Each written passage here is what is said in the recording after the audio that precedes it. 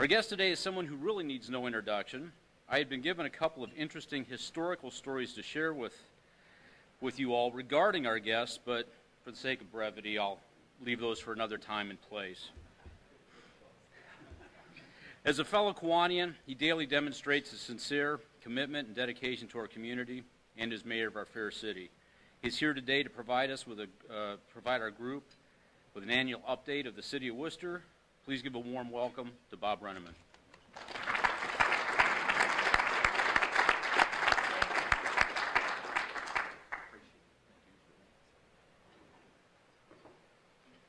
Well, hello everybody. Nice to be back again with amongst friends here at Kiwanis and to have the opportunity to tell you about Worcester and what's happened in the last year since we got to visit on this, and hopefully give you some updates and insight as to where we hope to be trending here in 2015. I think I need to turn this little critter on. 2014 was a good year. 2014 was a start of our rebuilding year in the city. January 1st of 2014 is when the income tax increase actually went into effect, so we actually had a full year's time of receipts in the extra 0.5% on our income tax. And let me be the first and to tell you that it truly has made a very significant difference for our city. We wouldn't be where we are now if that hadn't happened. In fact, we'd be having quite a different conversation. So it has truly made a huge difference for us, and hopefully some of these slides will show you. I know I'm on a tight time frame, so I'm going to just get right into it. State of the city for the city of Worcester 2015. First, wanted to tell you a little bit about something that we had done. It came out January 24th of 2013, and that was a performance audit. We had asked the secretary, or the auditor of state, Dave Yost's office, to do a performance audit of how we were doing as a city, and could we do things better to save people money and to run our city more efficiently. They came back after about 6 months' time and gave us these recommendations. There were only 6, which surprised me. That is a very small amount, actually, compared to other cities they had done.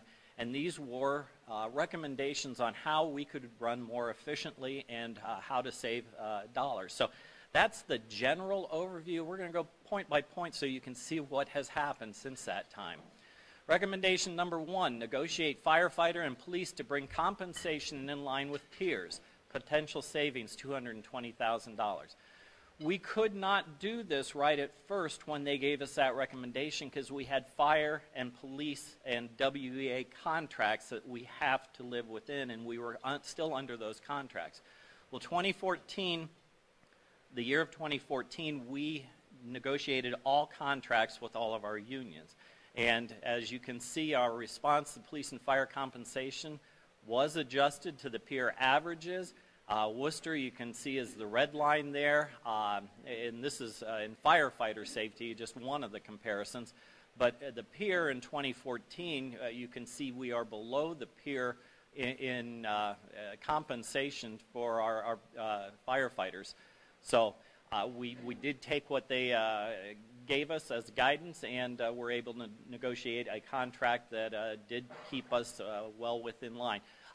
The new contract we have, we still are slightly below the average, but we are more, we're closer than what that gap is showing here for the 2014 compensation. Contracts now include provisions for limiting overtime and compensation time. So recommendation number 1, fulfilled. Number 2, the audit report says that increase employee contributions for health insurance. Projected savings, $112,000. Increased contribution from 6 to 10%. Our response, we increased employee contribution from 6 to 10% in the new contracts. The contribution is based on actual health care cost. So again, we took their recommendation and have been able to fulfill that with the new contracts. Audit report recommendation number 3, discontinue contribution to FSAs, the health care savings adjustments in the FSA. We contributed as a city. We have taken those out. We do not have FSAs starting this calendar year. So projected savings, $98,500. Recommendation 4, hire part-time police to reduce overtime. Projected savings, $37,000. We increased our auxiliary or part-time officers from 2 to 4. Such individuals would be Steve Glick, our past police chief, as an auxiliary officer for the city of Worcester. Charlie Hardman, who was with the sheriff's office, is an auxiliary officer with the city. So we've got 4 of those out serving us as part-time employees. Our actual overtime savings is more than $45,000, and that's been realized. Recommendation 5, negotiate firefighter overtime rate from 1.78 to 1.5. Projected savings of $29,000. Here's a little thing that we found that the auditor's office didn't take into account. Firefighters is at a 1.7 rate, and it only takes effect after 51.6 hours of worked time. Okay, most people are on a 40-hour work week. Our fire contract says that a normal work week for them is 51.6 hours. So the overtime does not kick in until after that point. But that is the reason that 1.7 rate was negotiated with that union. So applying an overtime rate of 1.5 to all hours over 40 would actually increase our overtime costs. So we have not followed that recommendation because it would have cost us more to do that. Contracts now include provisions for limited overtime, comp time, and the overtime savings projected is to be greater than $60,000. So again, recommendation 5 accomplished or worked to the favor of the city. Audit report recommendation 6, contract with collection agency for outstanding accounts receivable, projected savings of $4,300.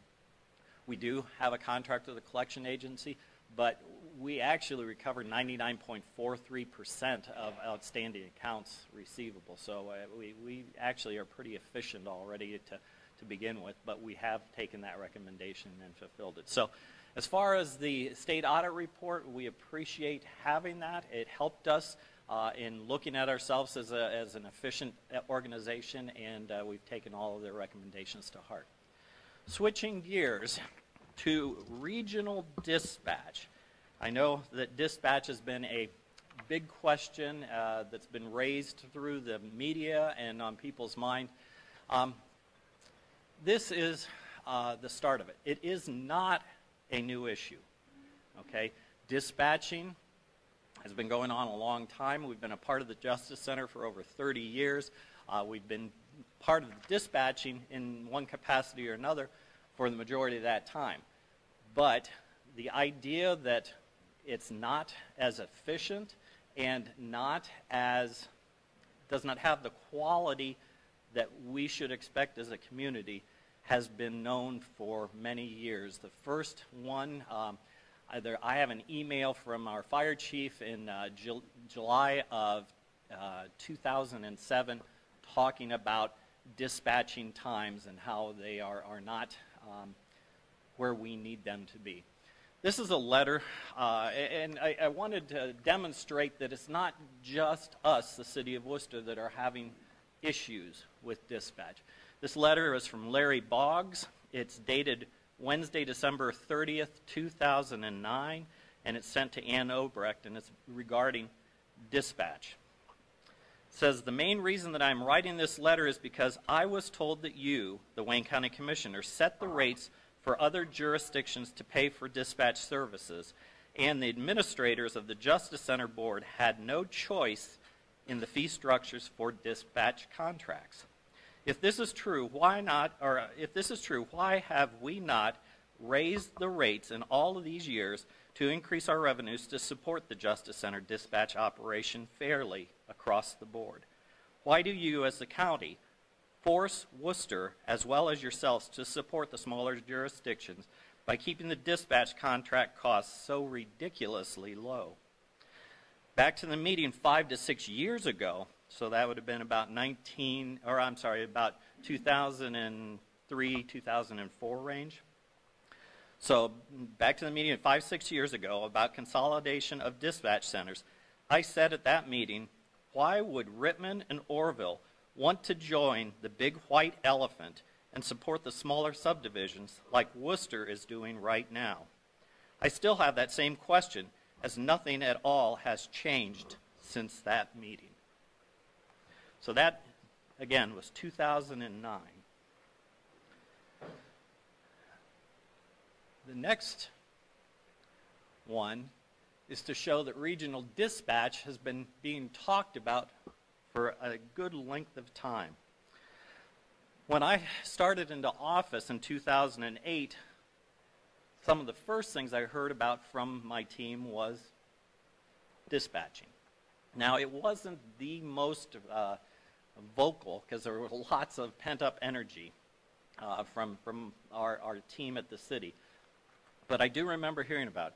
My first real insight when I came into office was on August the 6th of 2009. I joined our fire chief, our police chief, and our IT person at the city at the time, and we went down to Gahanna and saw what's called the MEC Center. It is a regional dispatch center for, I think, 7 or 8 townships in the area surrounding Columbus. And all they do is dispatch police, fire, and EMS services out of there. This letter here was an email I had sent out to people in Wayne, Holmes, and Ashland counties, and it included the commissioners of all 3 counties. It included the city of Ashland, Orville, Rittman, and Millersburg, amongst others. I said, this went out on January 14th of 2010. I said, please consider joining the conversation next Wednesday, January 20th, 2010, at 1 p.m. in council chambers at Worcester City Hall. We are located at 538 North Market Street, Worcester, Ohio. This group, who we believe represents most of the major players in need of dispatch services in the Wayne, Ashland, and Holmes County area, will be discussing whether this could improve the dispatching service for all of us and save us money in the process. I want to stress that this is a preliminary fact-finding conversation and that no decisions have been derived. If we see a potential benefit in considering a regional center, one of the first things we should decide is whether to hire a consultant to truly assess the cost-benefit of such an entity. So that, again, happened in January of 2010. So we started a conversation, and we had 2 driving tenants considering dispatch, and they are exactly the same today as when we started this back in 2010 with that conversation. We need to achieve a better quality of service, and it has to come at the same or a lower cost to our entities that are providing the funding for those. In doing such,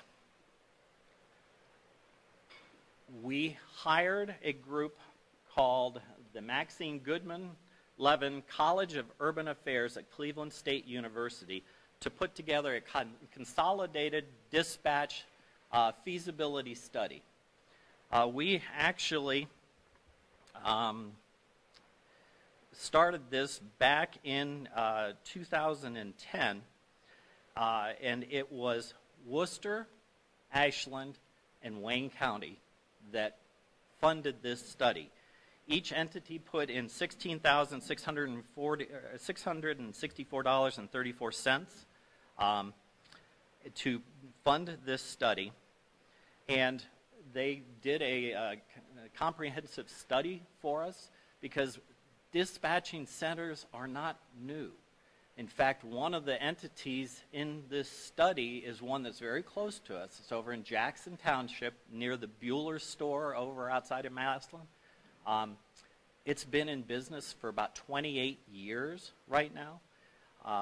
It takes and handles, I think it's probably 30 or 40 entities about this point. Chief, I think you were just over there. 21 entities, dispatches for 21 entities, is not a PSAP, which is called a public service answering point. So it is not where the 911 calls come.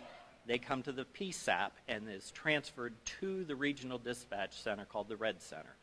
It's in this study. So they reviewed all of these things, and on November 7th of 2011, they came back with a report. And in that report, we had asked them to give us 3 scenarios. I'm only showing you scenario 1 because the other ones were just the what-ifs if we got other people involved. Scenario 1 is the Ashland City, City of Worcester, Wayne County Dispatch Consolidating Working Group requested a feasibility to be assessed for each of the 3 scenarios. Scenario 1 includes the City of Ashland, Worcester, Wayne County, and the entities for which they disperse or dispatch.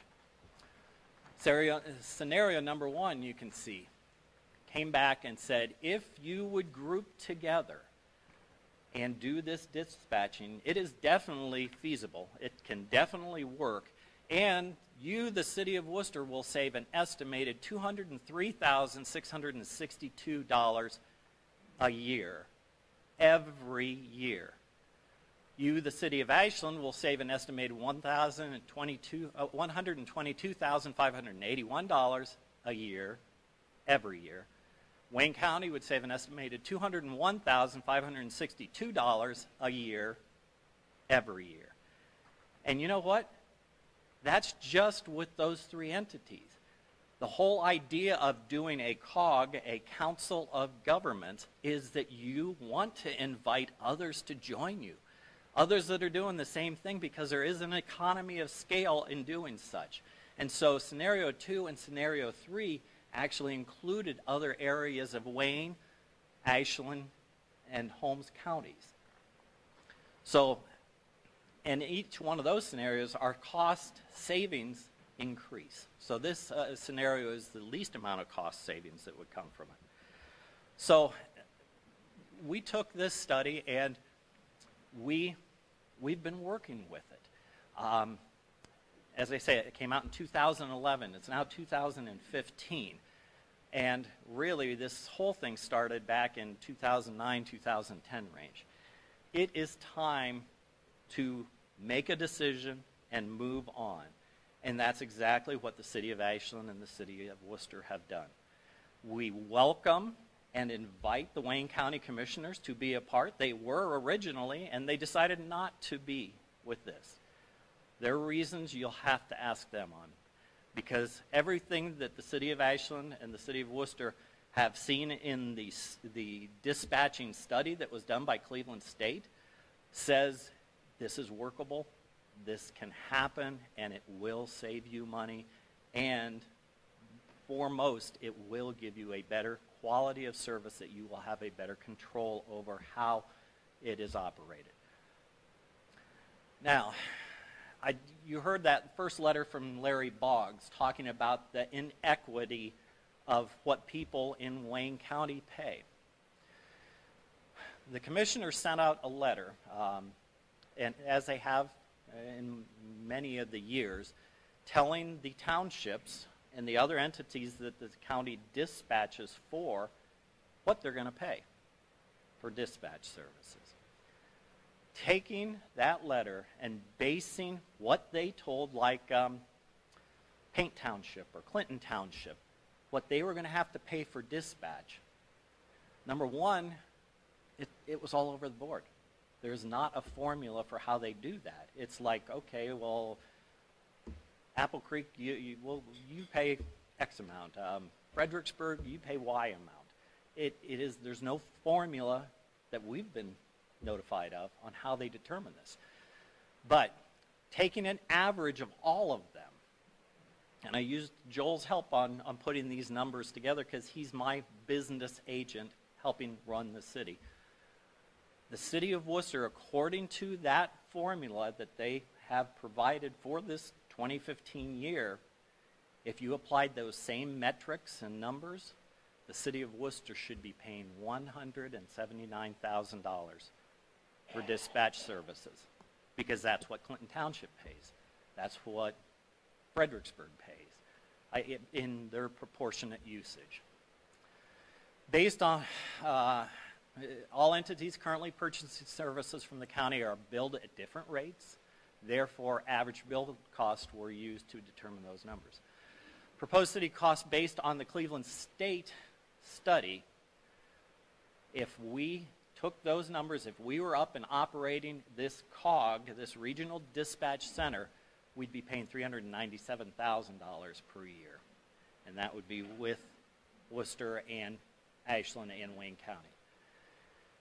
Our budget in 2015, the thing that we took to City Council and they approved, approving those dispatch costs at the county, the Justice Center, we budgeted $543,000 to cover our cost for dispatching. Now, $543,000, that's what Worcester people are paying. Where if you lived in Clinton Township, you'd be essentially paying $179,000. But yet we're all Wayne County taxpayers. There's a little bit of inequity there. And that has been one of our driving reasons for moving this forward. The $543,000 includes cost for equipment, facilities, repair and replacement, over $500,000 in dispatch equipment of varying age, facilities over 40 years old. Assume $200,000 needs to be replaced within the next 10 years, $20,000 included in budget for equipment upgrades capital, $6,000 included in budget for repairs. Now, this COG, this regional dispatch center that we have legally formed over a year ago with the city of Ashland, based on what our budget is to get this up and running, we will pay $499,500 for operations, and that is including just Worcester and Ashland only. Now, there is some startup cost of capital, and that we figured about $150,000 in the first year, is getting the equipment and all of those startup things. It is to be located in the area of Worcester Community Hospital in an annex building they have there. They, Board of Governors, passed a resolution over a year ago stating that they would give us the space rent-free and utility cost-free. And that was something they did because Worcester Community Hospital is a group entity. It's the city of Worcester and 6 townships surrounding Worcester that was formed back in the 1940s. And if you think about it, every single one of those townships has some type of fire service and an EMS service, as well as the city of Worcester, who has fire EMS also. And people that get hurt and need the services of an EMS, where are they going to go? They're going to come to Worcester Community Hospital because that is the closest hospital, and it is a regional center. It will provide the best care of any area around us. So should the hospital have an interest in dispatching? Absolutely they should, and that's what the Board of Governors came to the conclusion. Absolutely they should be involved and want to be involved. Moving on, here is some financial stuff. 2014, you can see our revenues on the right and expenses on the left. We stayed within our budgets.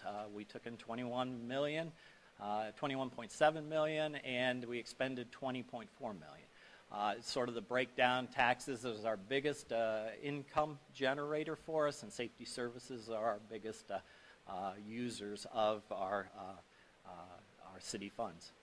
I'll be happy to go into any of these, but most people's eyes glaze over when you start seeing budget numbers. So here's one I want you to see because we talked about that early on. That top graph there is our current City of Worcester income. All right, and you can see how in 2014, well, between 2013 and 2014, we had an uptick, and then 2014 we have some downslided there a little bit. But if you look at that graph on the bottom, that is the what if. If the income tax had not passed, that is where Worcester would be right now. So I told you earlier that it made a huge difference for us. It absolutely did. You can see that roller coaster ride we would have been on, and it would not have been pretty. So we're so thankful to the citizens for realizing what it meant to keep our city funded and moving forward. Here are our budget numbers for 2015, $21.3 million in expected revenues, $21.3 million in expenses. There's actually, we are in the black by $621. So we are very close. It has not been an easy budget, even with the new income tax, because we lost so much funding from the state. So, and we did commit to putting $2.5 million per year into capital improvements for the city, and that's why you're seeing the roads being fixed up and giving us those ways to cure potholes and to make the road surfaces better and to plow the snow and all that stuff. So again, those we'll be happy to talk about in any length, but we really need to push on. This is a great story for Worcester. Quasar.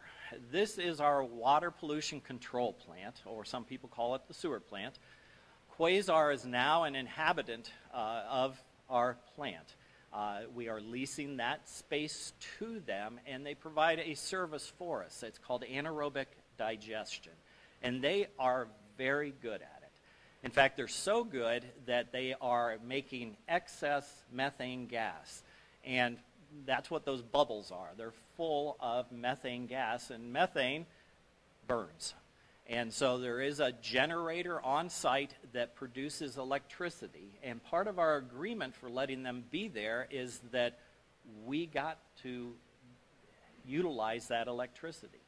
In fact, our plant, this water pollution control plant, had an electric bill of $30,000 per month.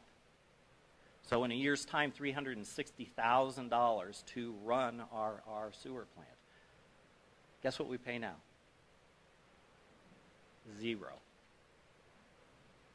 The plant is being run completely off of the methane produced from Quasar.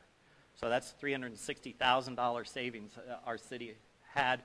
Quasar put all of the infrastructure in. We have an agreement with them over time to take that infrastructure over, but at this point, it's a great relationship, and we're so thankful to have them here. In fact, they're becoming quite a national thing because a lot of utilities and cities are looking at this operation to see if it could help. The nice part of the story is they still have too much gas. We end up flaring it off. And so we've entered a contract with them to run an electric line over to our water plant. And from once that happens, we are going to have our water plant using energy off of this also. So more savings to come. Here's just some highlights from 2014. Merchants Block, they are about half full in the retail space. Jimmy John's is there, the Republican headquarters is there, and the Faithful Little Cupcake is there. So about half the retail space is still open. They're hoping for a restaurant there. 9 of the condos are full. There are 3 left. The best news is Worcester Growth helped Merchants Block get into business and redevelopment this area. They paid us back in full back in November of last year. So they paid everything off and are moving forward on their own now. So good stuff there. Here's 2 of the newest. Weaver Custer Homes and Bird Eye are on our square. They had a loft tour this past weekend, and some neat stuff happening there, and boy, they've surely improved that area. This is redevelopment stuff. This is where we have gotten money from the state to help redevelop our downtown. These three entities took advantage of that and got a 50% grant. So they only had to put up half of the money it would cost to have improved those facilities. Windows, roofs, the whole facility in that Wellard property were improved. Here is my favorite one right now is Daisy Brands. If you haven't been out there recently, this picture was taken yesterday. And you can see that it is totally enclosed. This big square closest to the tractor is the distribution site. It's a huge refrigerator, and they hope to have that in operation as a distribution point in early summer of this year, probably July range of this year. This is our water tower going up out off of Melrose Drive. Again, that was taken just yesterday. And this is needed. Number one, we need more water in the North High Zone. We've known that for years. We just didn't have the funds to build it. And with Daisy coming online and using approximately 1 million gallons of water per day, we definitely need that. So this will be up and operational for them as soon as we get there. Oop. And it's telling me to stop. And Jonathan, I don't know how to stop that thing. So, here's Luke, always a success story there. They put in a new press line. Artiflex is bringing 3 new press lines to Worcester. We were in a competition with area that they own in Tennessee, with Clyde, Ohio, and a place in Michigan, and they decided Worcester was the best place to do it. So they're bringing 3 new large press lines into Worcester Artiflex. Seaman Corporation, they did an upgrade of their building this past year, and congratulations to them. They're a great entity here in Worcester. If you haven't been out to the OR ADC recently, this is the Ag Engineering building that is now completed and functional. This is Bauer Corporation. Last year at this time, I showed you a bunch of steel girders in the air, and now you see it's actually in full operation. Fastenal is an outlot right in front of Bauer Ladder. It's full operation. This is Friendsville Road. That's Walmart that you see there, the big roof line, and that was our success story this past year, is the improvement of Friendsville Road, and that will help to facilitate development out in that area. Certified Angus Beef also took on an upgrade in 2014. This is a recent picture. They're still in progress getting that done. Buehler's Corporation did a huge upgrade to their Milltown store, and how they did it while staying open every day is still beyond me. That was a huge feat. But these were our first tenants of the north expansion, up where the Walmart and the Lowe's and all those things. Buehler's started out there, and everybody thought they were crazy building such a big store that nobody would go to. Well, I guess Buehler's sort of proved them wrong on that. Here's one thing I really wanted to say thank you to the Kiwanis Club, because you have said you will partner with the city of Worcester to replace our Bob Tuck Playground. This was built in 1990 by the Kiwanis Club, and it served our city well for 25 years. We have to take it down. I wish I could say that we didn't, but we have to. You all know that there was a lawsuit about American with Disability Acts against the city. Our playground was one of them. It is not ADA compliant, and there is absolutely no grandfathering in of ADA laws. So we have to go with the current ADA laws, and so this does not fit. It also contains pressure-treated lumber, and that is not allowed to be used in playgrounds any longer. So we had a water line that ruptured right below that this past summer that has to be replaced. So when all the numbers and things started coming together, we said we just got to take the playground down, fix the water line, and then find a new way to put it up. So Kiwanis, thank you. You are working hard to raise funds. If you haven't been involved, I'm sure Alicia and Jim would be just thrilled to have you say, hey, I want to come help raise the funds. Approximately $300,000 to put that playground up. Here's some ideas. Now, we haven't gone out to the design yet because we want to use the kids in the school to help us design it like we did the last time. This is the new Leathers playground, a possible design. You can see the courthouse is there on it and some other features. So those are all part of it. but we want the kids to tell us what they want to see in a playground. So leathers is an option, but this is just a concept again. Here's some other features that other playgrounds have given us as possibilities.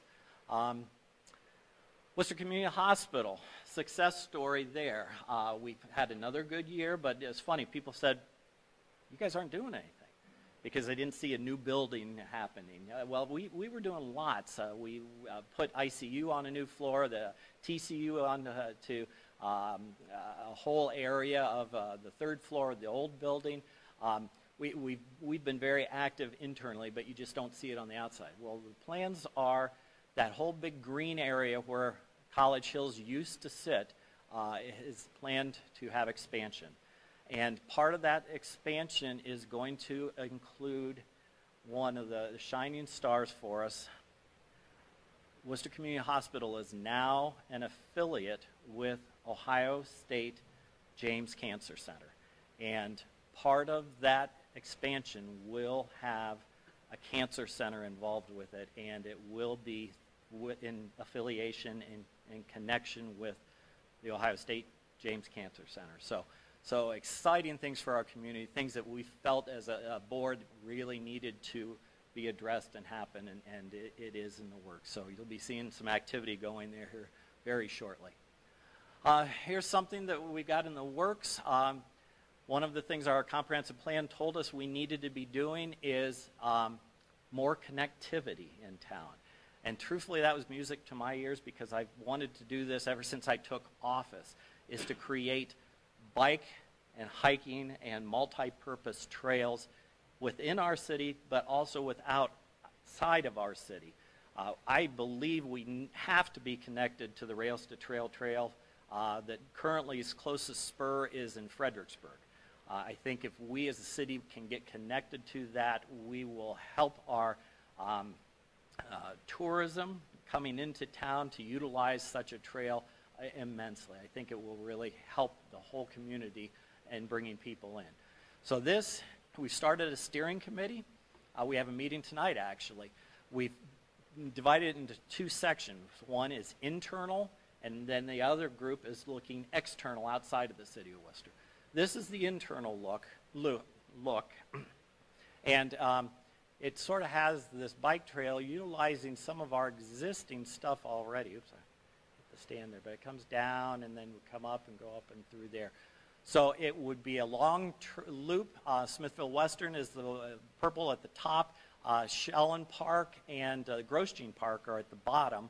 And then utilizing the trail out along 585 that's currently there, the one along Melrose that we put in when we redid the road, and then this red section over here, we have been working with the College of Worcester and downtown to try to get that in place to the best usage of the whole community. So that's in the works, and you'll see some of that. And with that, I am finished, and I am probably well out of time, but thank you much for your indulgence. President Jim, if you want me to take questions, I will, or if you want me to hang around afterwards and do that, I'll be happy to. Why don't you hang around, and if somebody has a question, we'll... Great. Thank you very much for this opportunity.